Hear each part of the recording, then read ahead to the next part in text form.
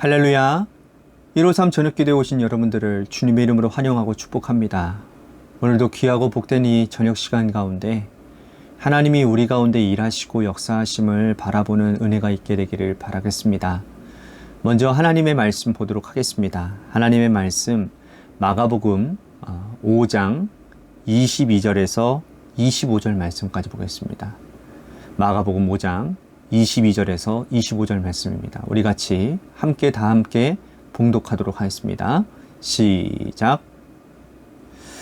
회당장 중에 하나인 야이로라 하는 이가 와서 예수를 보고 발 아래 엎드려 간곡히 구하여 이르되 내 어린 딸이 죽게 되었사오니 오셔서 그 위에 손을 얹으사 그로 구원을 받아 살게 하소서 하거늘 이에 그와 함께 가실새 큰 무리가 따라가며 애워싸 밀더라.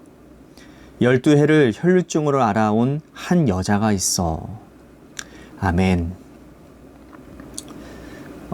내성마비 시인이라고 하는 복음성가를 많이 쓰신 분 중에 여러분들 아시죠? 송명희 시인. 네. 그분이 쓰신 시 가운데 나라고 하는 이 시가 복음성가로도 우리들에게 잘 알려져 있는 시 아닙니까? 이 찬양의 주제는 뭐죠? 공평하신 하나님입니다.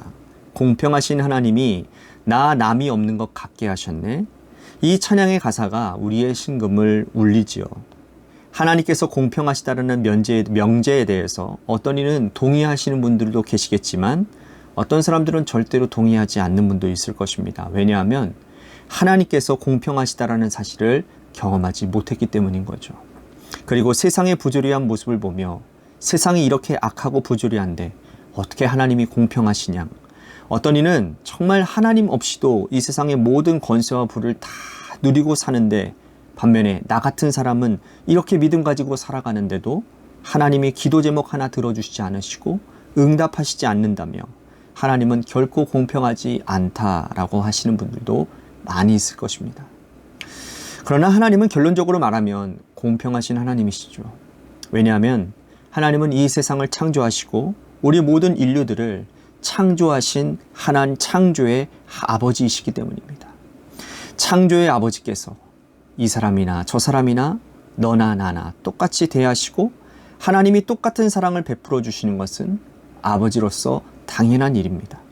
오늘 우리가 읽은 본문 말씀에 의하면 하나님의 공평하심이 있는 그대로 예수님을 통해서 잘 드러나고 있음을 보게 됩니다. 회당장 야이로라는 사람이 있었습니다. 이 사람은 아주 유력한 사람이었습니다. 회당장이었기 때문이죠.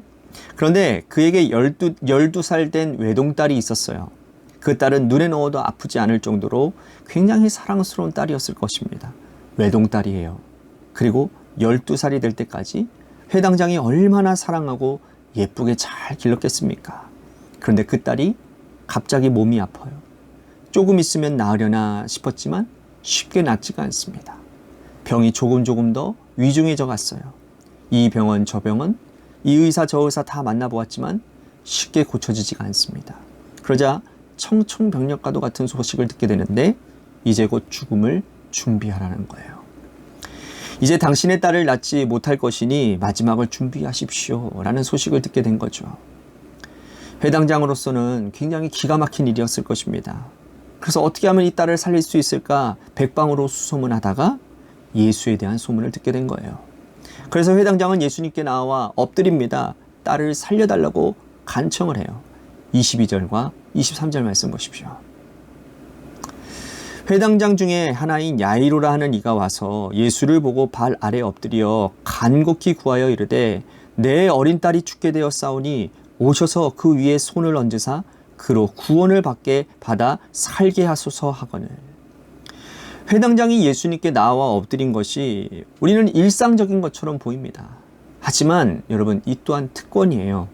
왜냐하면 이 당시 수많은 사람들이 예수님의 말씀을 듣고자 그리고 예수님께 병자를 데리고 왔어요. 병을 고쳐주십사 간청하는 사람이 수도 없이 많이 있었다고요.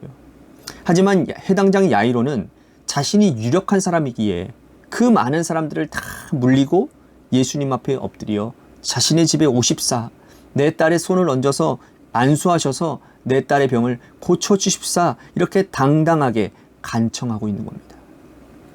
그가 권세가 있었기 때문에 가능한 일이었겠죠. 예수님께서 회당장의 간청을 들으시고 앞서라 라고 하십니다. 그리고 주님과 주님의 제자들이 이 회당장의 뒤를 따라 그의 집으로 가는 길인 거예요. 회당장은 급한 마음에 발걸음을 빨리 재촉을 합니다. 하지만 가는 길에 어떤 한 가지 사건을 경험하게 되는 거예요. 수많은 사람들이 에워싸 예수님을 밀고 있고 예수님을 잡아당기고 있어요. 그런데 그 중에 한 간절한 여인이 예수님의 옷자락에 손을 댑니다. 그런데 이 여인 또한 사연이 있었던 거예요. 12년 동안 혈루증을 앓고 있었던 여인이었죠. 그 당시 혈루증이라는 것은 구약시대부터 부정한 병이라고 여겨졌습니다. 부인과 질병에 속하는 병으로서 혈류의 근원이 마르지 않아서 계속해서 피를 흘리는 거예요. 유출병이라고도 하지요. 사람들은 부정하다고 생각합니다. 그 여인이 혈루증을 처음 받을 때에는 곧 낫겠지라고 생각했을 거예요. 하지만 오랫동안 기다려도 낫지를 않는 겁니다. 부정한 여인, 이혼당하기에 딱 좋은 여인인 거예요. 남편도 그를 버리고 가족도 그들을 떠나 이제는 재산도 돈도 다 잃어버리고 이 여인에게 남은 것은 희망이라는 것도 존재하지 않게 된 겁니다. 그 여인은 예수께 와서 당당히 엎드리지도 못합니다. 권세도 없었고 물질도 없었고 사람들이 그녀를 부정하다고 여기고 있습니다. 이 여인을 근데 성경은 이렇게 설명을 하고 있어요. 25절과 26절 말씀 보십시오. 12해를 혈루증으로 앓아온 한 여자가 있어 많은 의사에게 많은 괴로움을 받았고 가진 것도 다 허비하였으되 아무 효염이 없고 도리어 더 중하여졌던 차에 그래서 여인은 예수님께 와서 그것도 뒤로 와서 옷자락만이라도 만지고 싶었던 거예요. 내가 능력 있는 예수님의 옷자락이라도 만지면 그 주님의 능력이 나를 치유하시고 고쳐주실 것이야. 그 간절한 마음으로 옷자락을 붙잡은 거죠. 근데 놀라운 것은 그 여인의 믿음대로 이 여인이 즉시 나음을 입었어요. 그 몸이 즉시 깨달은 겁니다.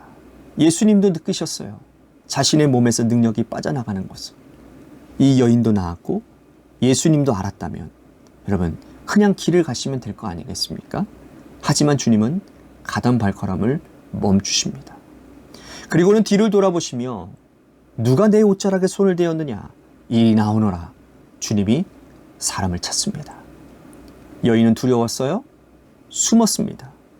그러나 주님은 계속해서 걸음을 멈추고 찾으십니다. 더 이상 여인은 자신을 숨기지 못할 줄을 알고 주님 앞에 나와 자신의 사연을 아립니다. 주님께서 왜 이렇게 이 여인에게 이 많은 사람들 앞에 자신의 오랫동안 12년 된 이 혈루증을 앓아온 사실과 예수님의 옷자락을 손대어 나음을 입었던 사실을 많은 사람들 앞에서 자기의 입으로 증거하게 하셨을까요? 주님께서 이렇게 하신 이유는 이 여인의 병만 고치기 위함이 아니라 사회적으로도 회복시키기 위함이라는 거죠. 이 여인이 많은 사람들 앞에서 이제는 병이 나았어요. 이것을 천명해야 이 여인이 사회공동체로 돌아갈 수 있기 때문입니다. 많은 사람들이 이 여인을 부정하다고 여기는데 이제는 이 여인은 부정한 여인이 아니다라는 것을 많은 사람들 앞에서 보여주었고 그래서 이 여인은 정상적인 생활을 할 수 있게 된 거예요. 그래서 주님은 이렇게 하셨어요. 그러나 이렇게 기다리는 동안 야이로의 집에서 사람이 찾아왔습니다. 이렇게 전가를 하는 거예요. 더 이상 선생님을 괴롭히지 마십시오. 당신의 딸이 죽었습니다. 두려워하는 야이로를 주님은 진정시키시고 그의 집에 가셔서 야이로의 딸을 일으켜 세워주시고 달리다고 마시고 그녀를 그의 아버지께로 다시 살려 돌려주셨습니다. 오늘 말씀의 내용은 바로 이런 이야기인 거예요. 그런데 이 이야기에서 우리들이 주목해보고자 하는 것은 야이로의 딸도 12살 난 딸이고 이 여인도 중간에 고침받은 여인도 12해를 혈루증을 고생했던 여인이라는 점이에요. 12년의 시간을 두 가정을 한번 생각을 해보십시오. 유력한 회당장 집에 한 딸이 태어나고 문안동료 외딸입니다. 12년 동안 이 가정은 행복한 웃음꽃이 가득 찼을 거예요. 얼마나 행복했을까요? 야이로가 그 딸과 함께 행복했던 12년의 시간은 이 혈루증을 앓은 여인에게는 죽음의 시간이었고 고통의 시간이었고 남들에게 말할 수 없는 부끄러움의 시간이었을 겁니다. 하루하루가 지옥 같은 시간일 거예요. 어떤 이는 12년 동안 웃음꽃으로 가득 핀 세월을 보내고 있었는데 물질적으로도 전혀 문제가 없는 세월을 살고 있는데, 그런데 어떤 이에게 이 12년의 시간은 고통의 시간, 정말 힘든 시간이라는 거예요. 이렇게 보면 전혀 하나님 공평하지 않나 보이지 않습니까? 하지만 하나님께서는, 예수님께서는 이 여인의 고통의 무게를 잘 알고 계셨어요. 그래서 주님께서는 유력한 회당장 야이로의 집에 가는 걸음을 멈추시고 12년 동안 고통의 무게 가운데 짓눌려 살아왔던 이 여인의 고통을 주님이 친히 안아주셨다라는 겁니다.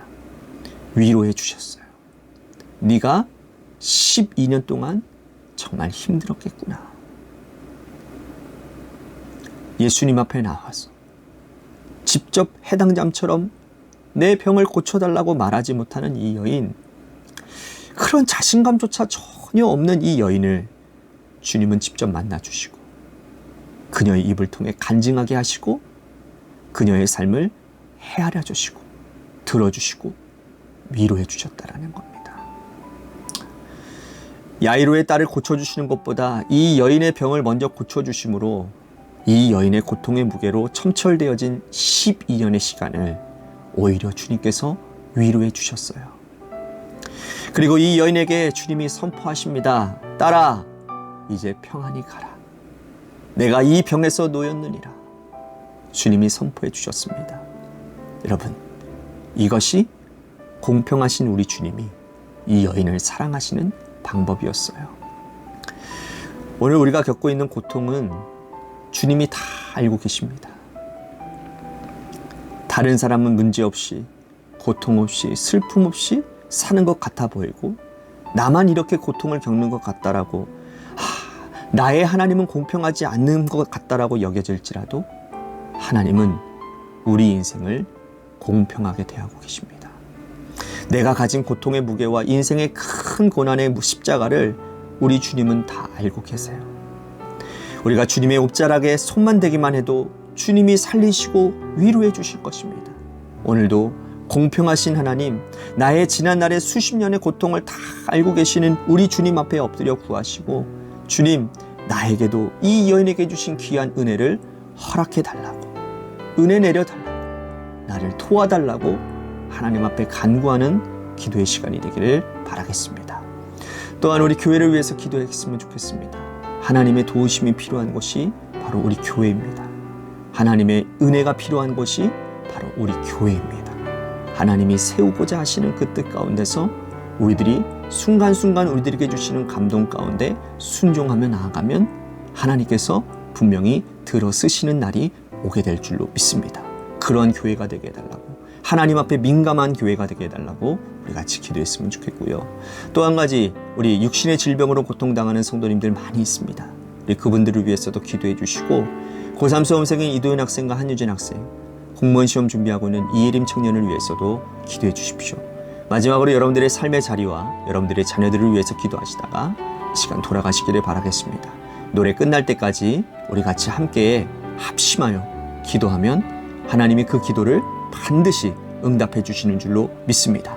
우리 같이 기도하겠습니다.